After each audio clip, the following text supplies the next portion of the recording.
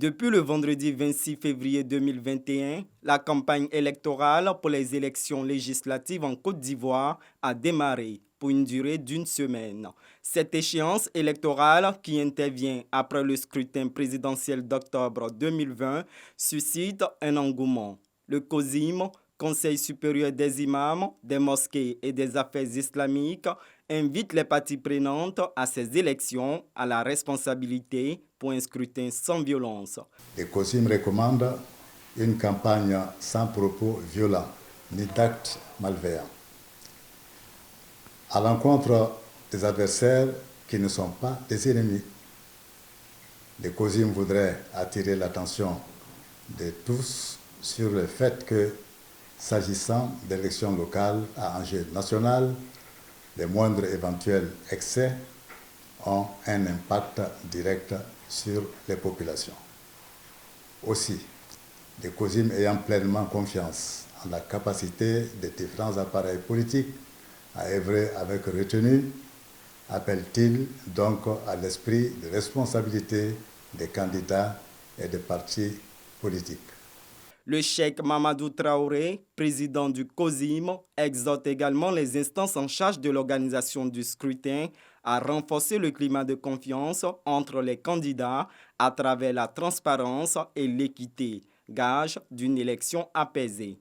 En outre, le COSIM encourage les professionnels des médias à contribuer à la préservation d'un climat apaisé menacé par les dérives des réseaux sociaux.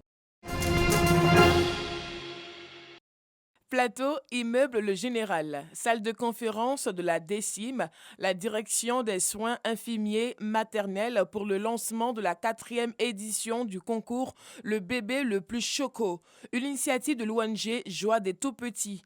Objectif, contribuer à la promotion de la santé de la mère et de l'enfant, mais surtout sensibiliser à la déclaration des nouveau-nés. Le bébé le plus choco pour nous, c'est celui-là même qui est en bonne santé. Un enfant doit être bien suivi médicalement, comme sa mère. Il doit effectivement, à partir des consultations pré- et postnatales, pouvoir être suivi. Et pour nous, on met cela en évidence. Initiative soutenue par le ministère de la Santé et de l'Hygiène publique. Nestor Kouakoukan, sous-directeur de la DSIM, a invité les maires à coopérer avec le corps médical et fréquenter les centres de santé. Ça permet effectivement de déceler, disons, des complications qui sont liées à la grossesse et effectivement de prendre des dispositions. Aussi, les enfants, les nouveau-nés, c'est important quand même que la couverture vaccinale soit faite de façon maximale et ça c'est très important. Et donc tout ça pourrait se résoudre, tous ces problèmes, si vraiment nos femmes fréquentent les formations sanitaires. Les consultations pré- et postnatales, vaccination en période de Covid-19, c'est le thème choisi pour la 4e édition du concours du bébé le plus choco.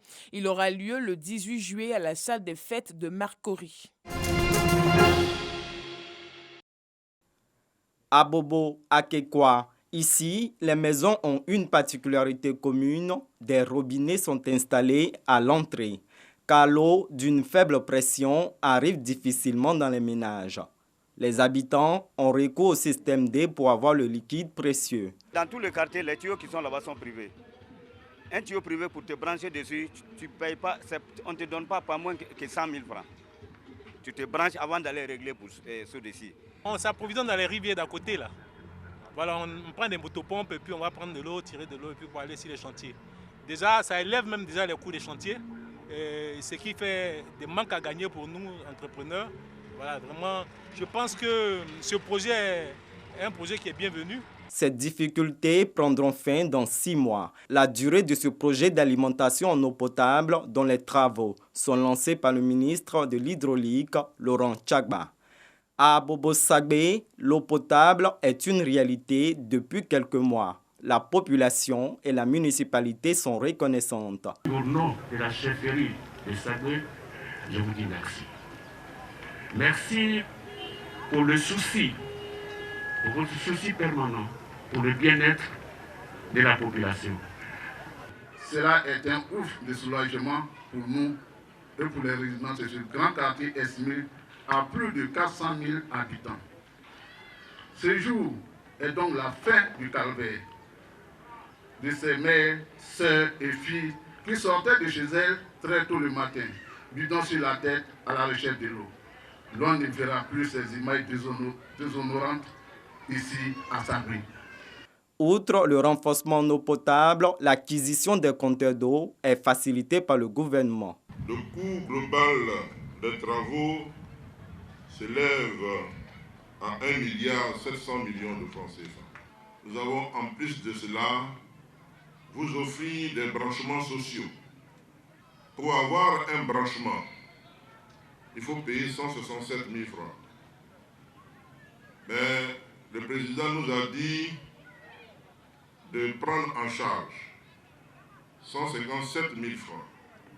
Et les populations vont prendre 10 000 francs pour avoir un compteur.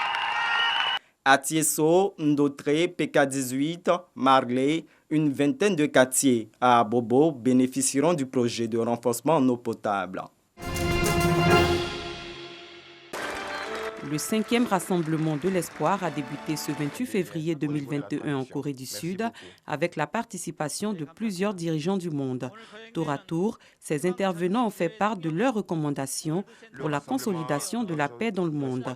Ils ont aussi relevé les différents défis auxquels fait face l'humanité, parmi lesquels la pandémie de Covid-19, la dégradation de l'environnement, la pauvreté et la discrimination raciale. C'était l'occasion pour le Dr Ak Ja-han Moon, cofondatrice de la Fédération pour la paix universelle, une organisation qui œuvre pour la paix dans le monde, d'offrir un message d'espoir basé sur les idéaux d'interdépendance, de prospérité mutuelle et de valeurs universelles. Ce rendez-vous a été retransmis en direct sur 55 chaînes de télévision à travers le monde, en plusieurs langues dont le français, l'anglais, l'espagnol et le portugais.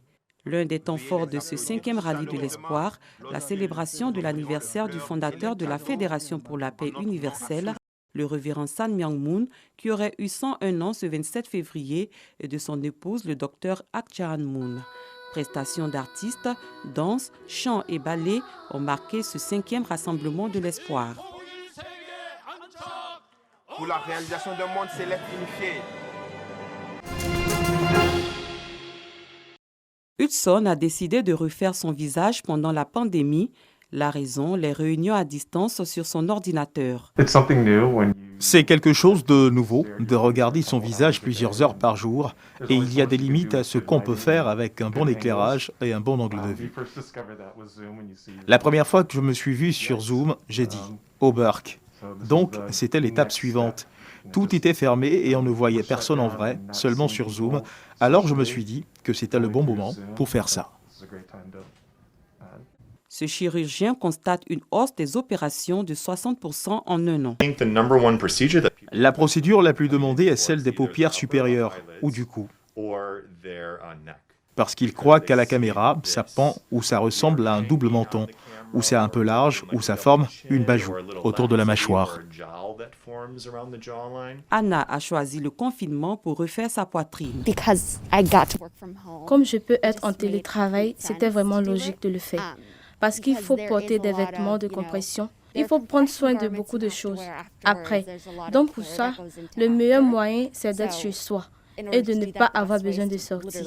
Alors, c'est bien qu'avec mon travail, je n'ai pas eu à prendre des congés pendant tout ce temps parce que j'ai pu continuer à travailler de mon lit avec mon ordinateur portable. Sa chirurgienne a vu le nombre d'opérations doubler avec le confinement. Nos patients ont eu plus de rides, de froncements de sourcils parce qu'ils ont été tellement stressés l'an dernier. Donc, ils ont eu besoin de doses croissantes de Botox dans leur front et dans leurs yeux pour y remédier. Donc oui, c'est une façon pour les patients de le dire. Je ne peux pas voir ma famille. Voici quelque chose que je peux faire pour me sentir plus confiant en ce moment.